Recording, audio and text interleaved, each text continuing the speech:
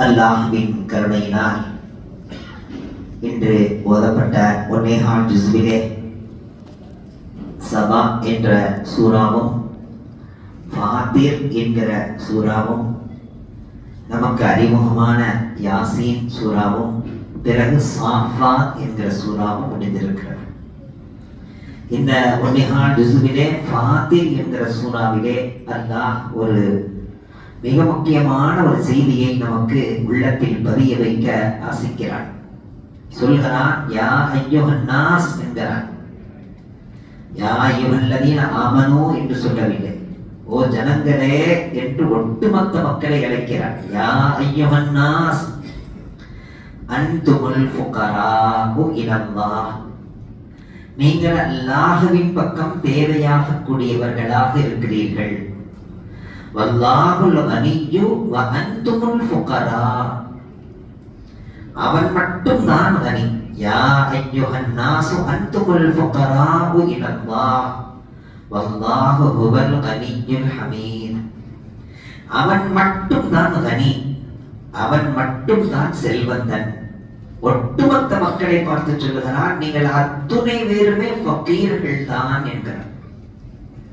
தன்னை மட்டுமே கனி என்று சொல்கிறார். ஆனால் நாம் நமக்கு மத்தியிலே அவர் கனியாக இருக்கிறார், இவர் கனியாக இருக்கிறார், அவர் செல்வந்தர், இவர் செல்வந்தர் என்று நாம் உஸ்மானே கனி ரலியல்லாஹு அன்ஹு அவர்களையும் உஸ்மானே கனி என்று சொல்கிறோம். ஆனால் அல்லாஹ் சொல்கிறான், உண்மையிலேயே கனி நான் மட்டும்தான், நீங்கள் எல்லோருமே ஃபுகராக்கள் தான். அர்த்தம் என்ன? கனி என்றால் என்ன அர்த்தம்? ஃபகீர் என்றால் என்ன அர்த்தம்? கனி என்றால் தேவையற்றவன் என்ற அர்த்தம். தேவையற்றவன் அவன் மட்டும்தான். உலகத்திலே உள்ள அத்துணை நபர்களுமே, மனிதர்களாக இருக்கட்டும், ஜின்வர்க்கங்களாக இருக்கட்டும், பரப்பன ஊர்வன மிதப்பன, அத்துணையுமே தேவையாக கூடியவைகள் தான். ஆனால் அவைகளுடைய தேவை என்பது வேறு, மனிதனுடைய தேவை என்பது வேறு. மனிதன் அல்லாஹ்விடத்தில் எப்படி தேவையாகிறானோ அதே போன்றுதான் எல்லா உயிர் ஜீவன்களும் அல்லாஹ்விடத்திலே தேவையாகின்றன. அத்துணை வேறுமே ஃபகீர்கள் தான், அல்லாஹ் மட்டும் தான் கனி. ஏனென்றால் அவன் தேவையற்றவன். நம்மிடத்தில் இருக்கக்கூடிய அனைத்துமே அவன் தந்ததுதான். வீடு அவன் தந்தது, வாகனம் அவன் தந்தது, மனைவி மக்கள் அவன் தந்தது, பேரும் புகழும் அவன் தந்தது, நமக்குண்டான அதிகாரங்கள் ஆட்சிகள் எல்லாமே அவன் தந்தது, நில புலன்கள் எல்லாமே அவன் தந்தது, சொத்துகள் சுகங்கள் எல்லாமே அவன் தந்தது. அவன் தந்திருக்கின்ற அனைத்துமே இல்லாமல் இருந்தது, பிறகு நம்மிடத்தில் இருக்கிறது, மீண்டும் நம்மை விட்டும் இல்லாமல் போய்விடும். ஒன்று அது நம்மை விட்டு போய்விடும், அல்லது அதை விட்டும் நாம் போய்விடுவோம். இந்த இரண்டில் ஏதேனும் ஒன்று நிச்சயமாக நடக்கும். மிகப்பெரிய அரண்மனையை கட்டிவிட்டு இதில் ஏதாவது குறை இருந்தால் சொல்லுங்கள், அவர்களுக்கு அன்பளிப்பு தரப்படும் என்று மன்னர் அறிவித்தார். அந்த ஊரில் உள்ள மக்கள் எல்லாம் போய் பார்த்துவிட்டு, ஆஹா ஜொலிக்கிறது ஜொலிக்கிறது என்று எல்லோரும் அங்கே புகழாரம் சுட்டினார்கள். அந்த வழியாக ஒரு வழிப்போக்கர் போனார். அவருக்கு என்ன பயம் இருக்கிறது? வீடா வாசலா, இல்லை சொத்தா சுகமா? அவர் போற போக்கில கிடைக்கிற வஸ்துவை சாப்பிட்டு கொண்டு செல்லக்கூடியவர், அவருக்கு எந்த பயமும் இல்லை. உடனே அவர் சொன்னார், நான் கருத்து சொல்லலாமா என்று கேட்டார். சொல், நீயும் சொல், எதையாவது சொல், போகிற போக்கிலே எதையாவது சொல்லிவிட்டு போ. உடனே அவன் சொன்னான், இதிலே 2 குறைகள் இருக்கிறது என்றார். குறையா? என்ன குறை கண்டாய்? இன்னும் நீ உள்ளே வரவே இல்லையே, வந்து பார்க்கவே இல்லை, நான் என்ன அழகு அம்சத்தோடு அமைத்திருக்கிறேன், பார்க்காமலேயே 2 குறை என்கிறாயே, என்னப்பா குறை? ஒன்று, இது உம்மை விட்டு போய்விடும், அல்லது இதை விட்டு நீ போய்விடுவாய். இந்த 2 குறைகளை விட்டு நீங்கியதல்ல என்று சொன்ன போதுதான் அவனுக்கு புரிந்தது, எதுவுமே உலகத்தில் நிரந்தரமில்லை, எல்லாமே அவனை விட்டு செல்லக்கூடியதுதான். செல்வம் செல்வம் என்கிறோமே, அதனுடைய அசலே செல்வோம் தான். நாங்கள் செல்வோம், எங்கேயும் தங்க மாட்டோம், யாரிடத்திலேயும் இருக்க மாட்டோம். செல்வோம் செல்வோம் சென்று கொண்டே இருப்போம், எங்கேயும் தங்க மாட்டோம். இன்று இவரிடத்தில் நாளை யாரிடத்திலும் आज है मेरा कल है किसी का क्या है भरोसा इस धन का எவ்வளவு அழகாக சொன்னார். आज है मेरा कल है किसी का क्या है भरोसा इस धन का. நம்ம வச்சிருக்கிற தனம் இருக்கிறதே, காசு பணம் சொத்து, எந்த கேரண்டியுமே இல்லைங்க. பட்டு நல்லா தூக்கிறோம். நினைச்சே பார்க்கலங்க. எப்படிங்க இறந்தாரு? அவர் இறக்கிற வயசாங்க. அவர் ஊரை விட்டு போக வேண்டிய காலமாங்க. அவர் உலகத்தை விட்டு போலாமாங்க. எனவே இவனே இறைவனாக மாறி பேசுகிறான். ஆனால் அல்லாஹ் ஒரு நொடி பொழுதில் அல்லாஹ் முடித்து விடுகின்றான். அந்த பயம் உள்ளத்திலே இருக்க வேண்டும். எப்பொழுது அனைத்துக்கும் அல்லாஹ்வே சொந்தக்காரன் என்று ஆகிவிட்டதோ, அவன் நினைத்தால் யாருக்கு வேண்டுமானாலும் கொடுப்பான், எடுப்பான், தடுப்பான், மறுப்பான், குறைப்பான், கூட்டுவான், எல்லாமே செய்வான். நாம அதுல தலையிட்டு ஏன் அவனுக்கு கொடுத்த, ஏன் எனக்கு கொடுக்கல, என்ன அவனுக்கு எல்லாம் கொடுப்பியா, எனக்கு தரவே மாட்டையா, ஏன் அதிகமா கொடுத்த, ஏன் குறைவா கொடுத்த, கேட்பதற்கு எவருக்குமே அதிகாரம் இல்லை. காரணம் அவன் மட்டும்தான் கனி. உலகத்தில் உள்ள அத்துணை வேறுமே பக்கீர்கள் தான். அல்லாஹ் நினைத்தால் ஒட்டுமொத்தமாக தருவான். அல்லாஹ் நினைத்தால் ஒட்டுமொத்தமாக எடுத்துக்கொள்வான். பயங்கரமானவன். அவனுடைய ஜனாலியத்தில் இருக்கிறதே கடுமையானது.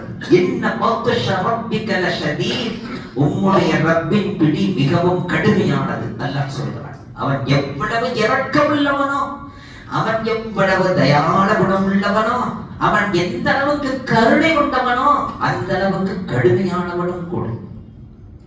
நினைத்து பார்க்கிறோம் பெரியவர்களே. துயில் உலகென்ற காஜா மஹீனுத்தீன் அஜ்மீரி கத்தஸல்லாஹு ஸர்ரல் அஸீஸ் அவர்கள் ஒரு பயணத்தை மேற்கொள்ளுகிறார்கள். அந்த பயணத்திலே ஒரு ஊரிலே தங்க வேண்டி ஏற்படுகிறது. ஊரில் உள்ள பெரிய மனிதர்கள் எல்லாம் கூப்பிடுகிறார்கள், வாங்க எங்க வீட்டுல தங்கலாம், எங்க வீட்டுல தங்கலாம் என்கிறார்கள். இல்லை இல்லை, நான் எங்கே தங்க வேண்டும் என்று நானே முடிவெடுப்பேன் என்று அப்படியே ஊருக்குள்ளே வலம் வந்த போது ஒரு வயதான மூதாட்டி அது வீடு வீடாக பிச்சை எடுத்துக் கொண்டிருந்தது. அந்த வயதான மூதாட்டியை பார்த்து, அம்மா உங்க வீடு எங்க இருக்குன்னு கேட்டார். என் வீட்டை எதற்காக கேட்கிறீர்கள்? நீங்கள் எவ்வளவு பெரிய மனுஷன், என் வீட்டை கேட்கிறீங்க? இந்த குடிசை தான் என் வீடு. இன்றைக்கு உன்னுடைய குடிசையில் தான் நான் தங்க போகிறேன்னு தங்கிட்டான். ஆனால் அங்கே ஹஸரத் அவர்கள் தங்கி இருக்கிறார்கள் என்று ஊரெல்லாம் பரவிய போது ஊரில் உள்ள செல்வந்தர்கள் எல்லாம் தங்களால் முடிந்த செல்வத்தை கொண்டு வந்து ஹஸரத் அவர்களின் காலடியில் போட்டார்கள். பார்த்தால் அந்த குடிசையே நிரம்பி விட்டது. மறுநாள் காலையிலே எழுந்து போகும்போது அந்த வயதான மூதாட்டியிடத்தில் சொன்னார்கள், இதில் உள்ள அனைத்தும் உனக்கே சொந்தம் என்று சொல்லிவிட்டு ஒரே இரவிலேயே அல்லாஹ் பிச்சை எடுத்துக் கொண்டிருந்த கிழவியை குபேரியாக மாற்றக்கூடிய. ஆனால் அதே நேரத்தில் அல்லாஹ்வுடைய கெடுபிடி எப்படிப்பட்டது தெரியுமா?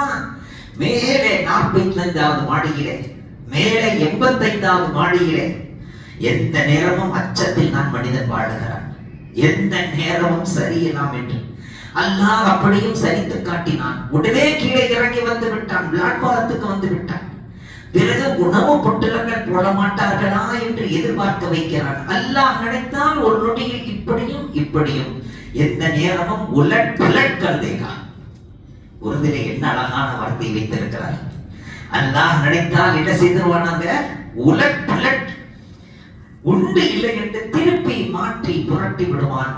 எனவே பயம் வேண்டும், கல்விலே பயம் இருக்க வேண்டும். அல்லாஹ் தந்திருக்கிற நியாமத்துகள், அந்த நியாமத்துகளுக்கு நன்றி செலுத்திக் கொண்டே இருக்கும் காலமெல்லாம் அல்லாஹ் அந்த நியாமத்தை பாதுகாப்பான். அந்த நியாமத்துகளை நன்றி செலுத்துதல் என்றால் என்ன அர்த்தம்?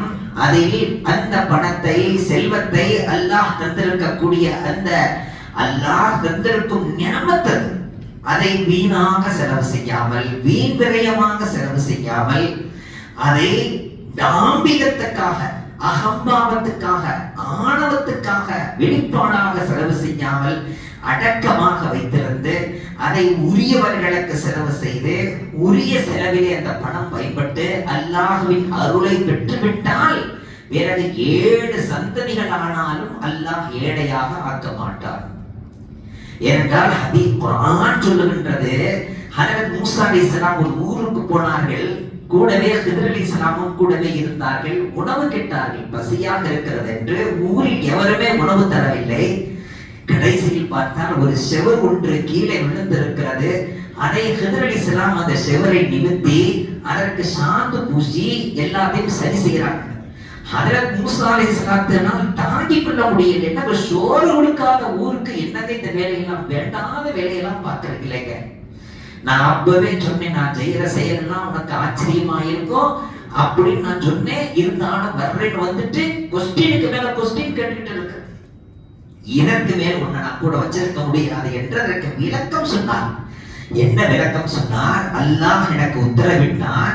அந்த சுவர் கீழே விழுந்து விட்டது. அந்த சுவருக்கடியிலே பொக்கிஷம் மறைந்திருக்கிறது. எத்தனை தலைமுறைக்கு முன்னால் உள்ளது? 7 தலைமுறைக்கு முன்னால் உள்ள சொத்து. அந்த பொக்கிஷத்தை பெற்றுக்கொள்ள வேண்டிய பிள்ளைகள் 2 அனாதை பிள்ளைகள் இருக்கிறார்கள். அவர்கள் இன்னும் பருவம் அடையவில்லை. அவர்கள் பருவம் அடைகின்ற வரையிலும் இந்த செவர் நிற்க வேண்டும். அதற்கு பிறகு இந்த செவர் கீழே விழகட்டும், அந்த பொக்கிஷம் அவர்களுக்கு கிடைக்க வைப்பேன். அதுவரையிலும் அதை பாதுகாருங்கள் என்று உத்தரவிட்டான். எனவே நான் சுவற்றை எழுப்பினேன். எத்தனை தலைமுறைங்க? 7 தலைமுறை. ஆனால் இன்று அப்படி நிலைமை இல்லை பெரியவர்களே. அல்லாஹ் ஏழ்மையாக இருக்கிற தாய் தந்தையர்கள் கஷ்டப்பாடுபட்டு படிக்க வைத்து பிள்ளைகளை உயர்ந்த ஸ்தானத்துக்கு கொண்டு வந்து விடுகிறார்கள். எந்த அளவுக்கு உயர்ந்த ஸ்தானம்? பாடாய்பட்டு பட்டினியாக கிடந்து பிள்ளைகளை உருவாக்கி விடுகிறோம். அந்த பிள்ளைகளுக்கு அந்த பணத்தின் மதிப்போ மரியாதையோ, அந்த பணத்தினுடைய வேல்யூவோ, அந்த பணத்தை சம்பாதிப்பதற்காக நாம் பட்ட கஷ்டங்களோ எதுவுமே தெரியாது. எனவே அவர்கள் 50 ரூபாய்க்கான செலவை 500 முடிப்பார்கள். 500க்குள்ளதை 5000 முடிப்பார்கள். ஒரு இட்லி இருக்கிறதே அது 75 ரூபானா அங்க போய் சாப்பிடும். சாதாரண ஒரு டீ, அந்த டீ 80 ரூபாயா. ஒரு பிஸ்கெட்டையும் டீயும் தருவாராம் 80 ரூபாய். அங்கே போய் அந்த டீயை சாப்பிட அந்த பணத்தினுடைய மதிப்பு தெரியாமல் போய் அவனுடைய வாழ்க்கையிலே மிகப்பெரிய ஒரு சரிவை சந்திப்பானாம். கிதாபில் எழுதுகிறார்கள். எனவே பிள்ளைகளுக்கு நீங்கள் எந்த அளவுக்கு உயர்த்துகிறீர்களோ அந்த அளவுக்கு பணத்தின் மதிப்பையும் சேர்த்து உணர்த்துங்கள். அதனுடைய கஷ்டத்தை உணர்த்துங்கள். அதை சம்பாதிப்பதற்கு நான் தான் பட்ட கஷ்டங்களை உணர்த்துங்கள். நினைத்து பாருங்கள், பம்பாயிலே ஒரு அழகான செய்தி. பம்பாயிலே ஒரு பள்ளிவாசல். அந்த பள்ளிவாசலுடைய இமாம் ஜும்மாவிலே பயான் செய்கிறார். என் அருமை மக்களே, மக்கள் அதிகமாக தொழுகைக்கு வருகிறார்கள். ஜும்மாவுடைய தினத்திலே வெளி வளாகத்தில் அப்படியே வெயிலில் நிற்கிறார்கள். தொழுகையில் அவர்கள் உள்ளே வர முடியாமல் வெயிலிலே நிற்கிறார்கள். ஒரு 2.5 லட்சம் செலவு, அவ்வளவுதான். எப்படி சொல்லுகிறார்? ஒரு 2.5 லட்சம். மீறி போனா ஒரு 3 லட்சத்துக்குள்ள. நீங்கள் எல்லாம் வசதி படைச்சவர்கள். நீங்கள் தந்தால் அங்கே வேற ஒன்றும் இல்லை, ஷீட்டு போட்டுடலாம். அன்றைய அசர் நேரத்திலே ஒரு அழுக்கடைந்த ஆடை உடுத்திய ஒருவர் தன் மனைவியோடு, அந்த மனைவி உடுத்தி இருக்கிற ஆடையிலே 21 ஒட்டுகள். அந்த கணவனும் மனைவியும் ஒரு அழுக்கு பையை கொண்டு வந்த போது முஅத்தின் கேட்டார், எதற்காக வந்திருக்கிறீர்கள்? நீங்கள் உள்ளே வரக்கூடாது, வெளியே நில்லுங்கள். நான் வெளியே வர்றதுக்காக வரல, உள்ள வர்றதுக்காக வரல, இதை கொடுத்துட்டு போறதுக்காக வந்தப்பா. ஹஜ்ரத் அவர்கள் எங்கே? இமாம் எங்கே? அவர் வெளியில அதை இது போடுறதுக்காக கேட்டாரு. நான் என் மனைவியோட நான் மஷூரா செய்தேன். என் மனைவி சொல்லிச்ச அந்த 2.5 லட்சம் இந்த அழுக்கு பையில வச்சிருக்கிறேன். இந்த பணம் எதுக்குன்னு சொன்னா ஒரு சின்னதொரு குடிசையோ அல்லது ஒரு ஹாஸ்பிட்டல் சொல்லுவோமே, அதை போட்டு நம்ம வாழ்க்கைய தொடங்கலாம் சொல்லி வச்சிருக்கேன். இப்ப ஓரத்துல ரோட்டினுடைய ஓர பகுதியிலே துணி கட்டி நான் வாழ்ந்து கொண்டேன். அதை இமாம் கேட்கிறார், என்ன செய்யறீங்க? இந்த 2.5 லட்சம் எப்படி நீங்க சம்பாதிச்சு? நானும் என் மனைவி என் மக்கள் எல்லோருமே இந்த சிட்டிக்குள்ளே காலி பாட்டல்கள் பொறுக்குகிறோம். காலி பாட்டில், பிளாஸ்டிக் பாட்டில், அது இது என்று பொறுக்கி அதை கொண்டு போய் போட்டு அந்த பணத்தை சேகரித்து 2.5 லட்சமாக இருக்கிறது. நீங்க சொன்னீங்களே பள்ளி வாசலுக்கு வர்றவங்களுக்கு உள்ள வர்றதுக்கு முடியல, வெயில்ல நிக்கிறாங்க. எனக்கு வீடை நான் அமைத்துக் கொள்வதை விட இது ரொம்ப முக்கியம் அல்லவா? அதற்காக நானும் என் மனைவியும் பேசி இந்த பணத்தை கொண்டு வந்து கொடுக்கலான்னு வந்திருக்கிறோம் சொன்னிய ஹசரத் அவர்கள் போன் போட்டு அவருடைய சொல்லை கேட்கின்ற செல்வந்தர்களை எல்லாம் அழைத்தார். அனைவரும் அங்கே வந்த பிறகு இவர் எதற்காக வந்திருக்கிறார் தெரியுமா? இவர் பாட்டில்களை பொறுக்கி பிளாஸ்டிக் சாமான்களை பொறுக்கி அதை கொண்டு போய் விற்று இந்த பணத்தை சேகரித்திருக்கிறார்.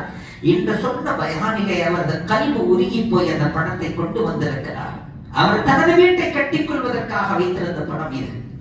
இதையெல்லாம் சொன்ன பிறகு நான் ஒன்றை கேட்கிறேன், உங்களால் இந்த ஏழைக்கு உதவ முடியுமா என்று கேட்டார். ஒருவர் 25,000 எழுதுங்கள், ஒருவர் சொன்னார் 50,000 எழுதுங்கள், ஒருவர் சொன்னார் 1,00,000 எழுதுங்கள். கடைசியில் டோட்டலை பார்த்தால் 5 லட்சம் சேர்ந்து விட்டது. உடனே ஹசரத் அவர்கள் சொன்னார்கள், இந்த 5 லட்சத்தை நீ வைத்து அழகான வீட்டை கட்டிக்கொள், நீ தருகின்ற 2 லட்சத்திலே நாங்கள் இதை செய்து விடுகிறோம் என்றார். உடனே அவர் அழுதார். அவர் சொன்னார், நான் பல பயான்களை கேட்டிருக்கிறேன், அல்லாஹ்வின் பாதையிலே செலவு செய்தால் அல்லாஹ் அதை திரும்ப அதை இரட்டிப்பாக தருவான் என்று நான் காதால் கேட்டிருக்கிறேன். ஆனால் இதை இன்று கண்ணால் பார்க்கிறேன்.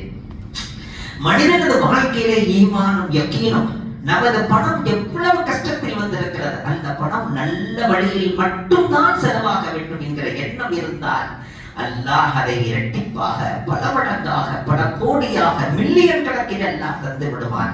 அவனது கசானா எப்பொழுதும் குறைவதில்லை.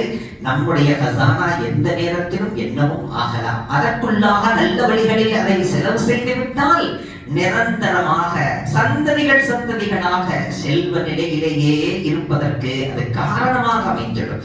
புரிந்தவன் செய்யும் பாக்கியத்தை அல்லாஹ் அனைவரும்